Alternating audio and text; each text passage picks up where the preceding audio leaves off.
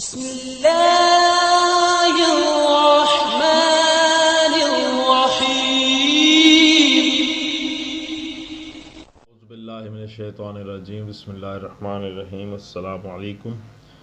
آج آپ کا میزبان ڈاکٹر کاشف بشیر تفہیم القرآن سیریز کی قسط نمبر 377 کے ساتھ آپ کے سامنے حاضر خدمت ہے، جس میں ہم انشاءاللہ العزیز سورہ الروم کی آیت نمبر 9 سے لے کر 16 تک کا ترجمہ اور تفسیر آپ کے سامنے پیش کریں گے، اور اس حصے کا موضوع ہے سزا و جزا۔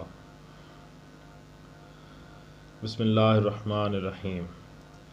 اولم یسیروا فی الارض فینظروا کیف کان عاقبۃ الذین من قبلہم کانوا اشد منہم قوۃ واثاروا الارض وعمروها اکثر مما عمروها وجاءتهم رسلهم بالبینات فما كان الله ليظلمهم ولكن كانوا انفسهم يظلمون۔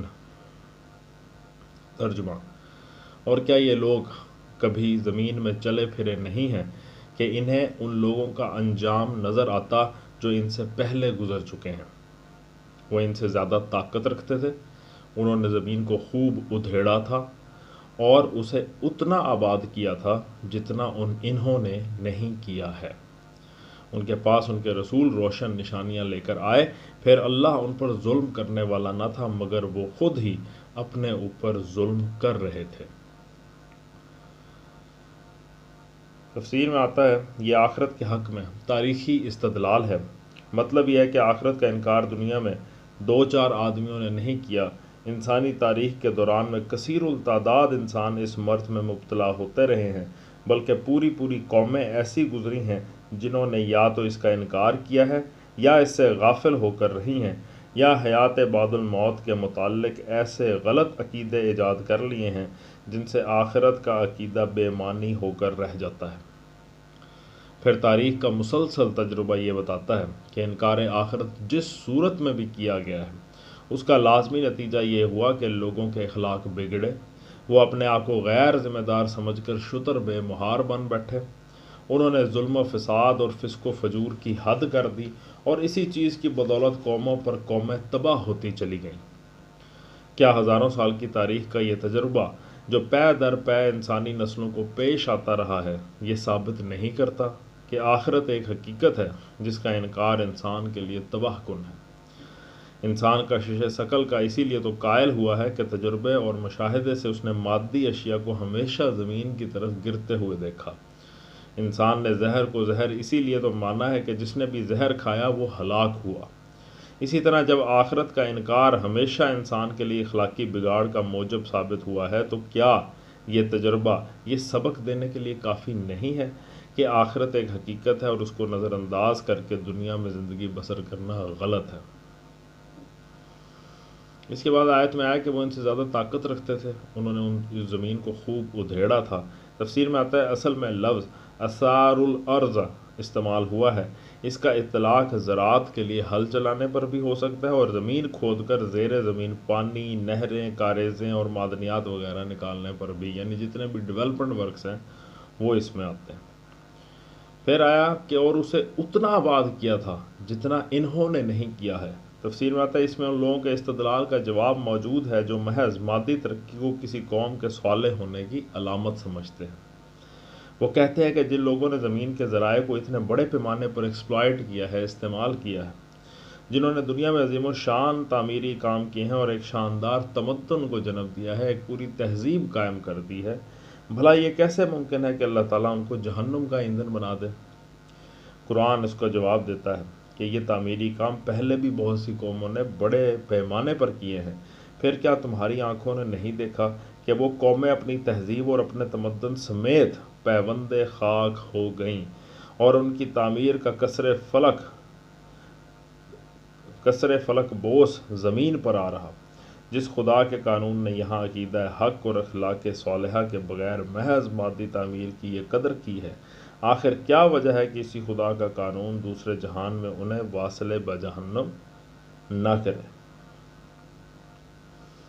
آیت میں پھر آتا ہے کہ ان کے پاس ان کے رسول روشن نشانیاں لے کر آئے۔ تفسیر میں آتا ہے یعنی ایسی نشانیاں لے کر آئے جن کے نبی صادق ہونے کا یقین دلانے کے لیے کافی تھی۔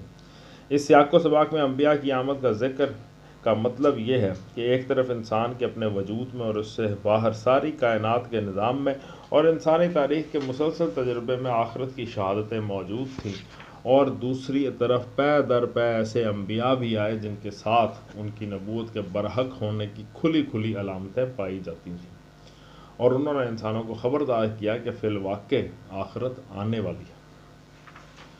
آیت کے آخر میں آتا ہے پھر اللہ ان پر ظلم کرنے والا نہ تھا مگر وہ خود ہی اپنے اوپر ظلم کر رہے تھے۔ تفسیر میں آتا ہے یعنی اس کے بعد جو تباہی ان قوموں پر آئی، جو عذاب ان پر نازل ہوا، وہ خدا کا ظلم نہیں تھا بلکہ وہ ان کا اپنا ظلم تھا جو انہوں نے اپنے اوپر کیا۔ جو شخص یا گروہ نہ خود صحیح سوچے اور نہ کسی سمجھانے والے کے سمجھانے سے صحیح رویہ اختیار کرے، اس پر اگر تباہی آتی ہے تو وہ آپ ہی اپنے برے انجام کا ذمہ دار ہے۔ خدا پر اس کا الزام عائد نہیں کیا جا سکتا۔ خدا نے تو اپنی کتابوں اور اپنے انبیاء کے ذریعے سے انسان کو حقیقت کا علم دینے کا انتظام بھی کیا ہے، اور وہ علمی و عقلی وسائل بھی عطا کیے ہیں جن سے کام لے کر وہ ہر وقت انبیاء اور کتب آسمانی کے دیے ہوئے علم کی صحت جانچ سکتا ہے۔ اس رہنمائی اور ان ذرائع سے اگر خدا نے انسان کو محروم رکھا ہوتا اور اس حالت میں انسان کو غلط روی کے نتائج سے دوچار ہونا پڑتا، تب بلا شبہ خدا پر ظلم کے الزام کی گنجائش نکل سکتی تھی۔ ثم كان عاقبة الذين اساءوا السوء ان كذبوا بآيات الله وكانوا بها يستهزئون۔ ترجمہ: آخر کار جن لوگوں نے برائیاں کی تھیں اور ان کا انجام بہت برا ہوا، اس لیے کہ انہوں نے اللہ کی آیات کو جھٹلایا تھا اور وہ ان کا مذاق اڑاتے تھے۔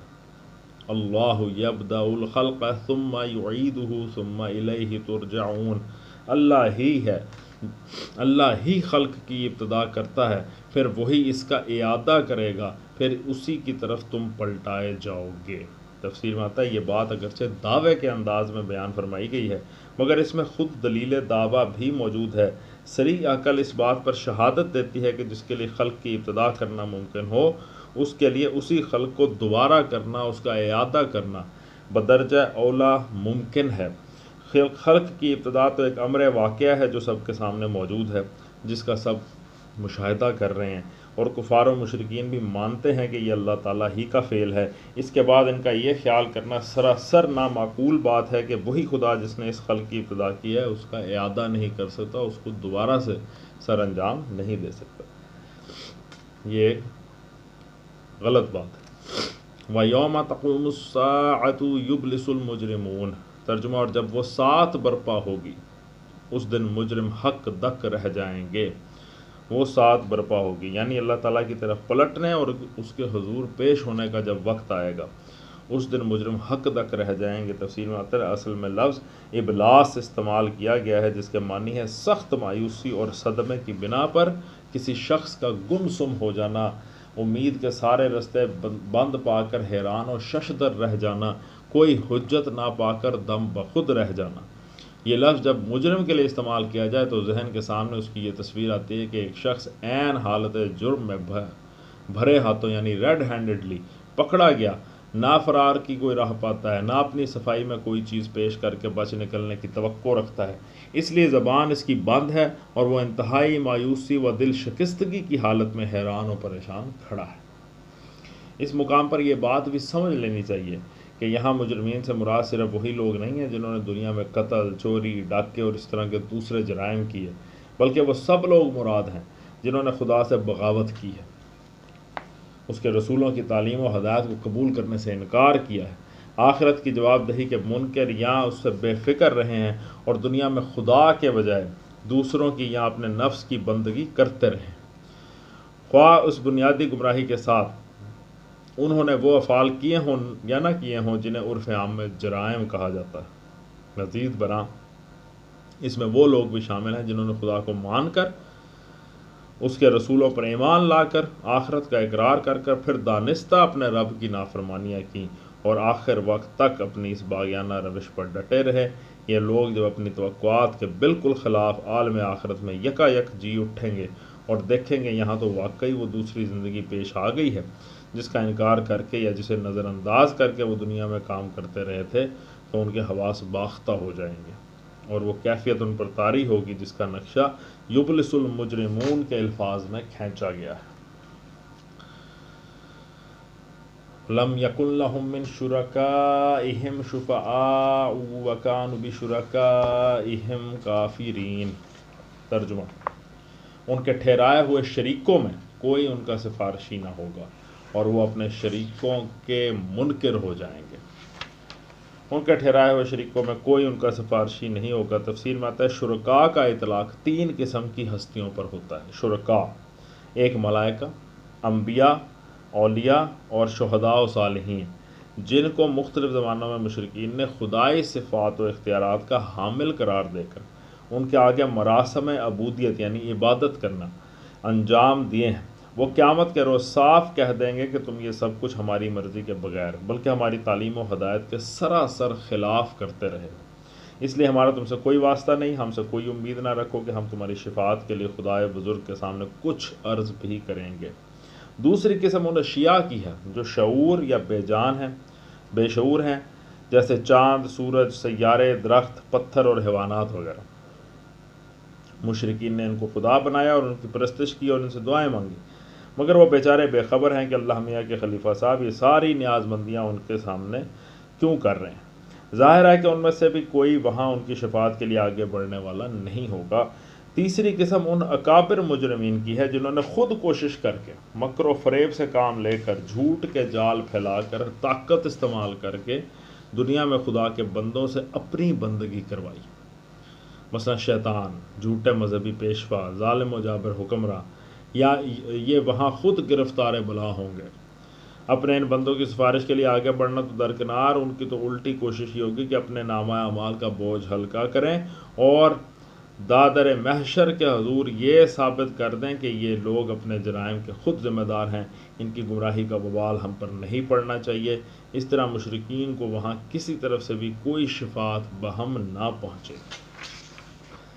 آیت کے آخر میں اور وہ اپنے شریکوں کے منکر ہو جائیں گے۔ تفسیر میں آتا ہے یعنی اس وقت یہ مشرکین خود اس بات کا اقرار کریں گے کہ ہم ان کو خدا کا شریک ٹھہرانے میں غلطی پر تھے۔ ان پر یہ حقیقت کھل جائے گی کہ فی الواقع ان میں سے کسی کا بھی خدائی میں کوئی حصہ نہیں ہے، اس لیے جس شرک پر آج وہ دنیا میں اصرار کر رہے ہیں اسی کا وہ آخرت میں انکار کریں گے، مگر تب تک بہت دیر ہو چکی ہوگی۔ صدق اللہ العلی العظیم۔ الحمدللہ آج ہم نے سورہ روم کی آیت نمبر 13 تک کا تفسیر اور ترجمہ آپ کے سامنے پیش کرنے کی کوشش کی۔ اللہ تعالیٰ سے دعا ہے کہ اللہ تعالیٰ ہمارے پڑھنے کو، آپ کے سننے کو قبول فرمائے اور اس قرآن مجید کی برکت سے، اس علم کی برکت سے ہماری زندگیوں میں مثبت تبدیلیاں رونما ہوں۔ اسی دعا کے ساتھ آپ سے اجازت چاہیں گے۔ اپنا بہت خیال رکھیں۔ آپ لوگوں کا بہت بہت شکریہ۔ اللہ حافظ۔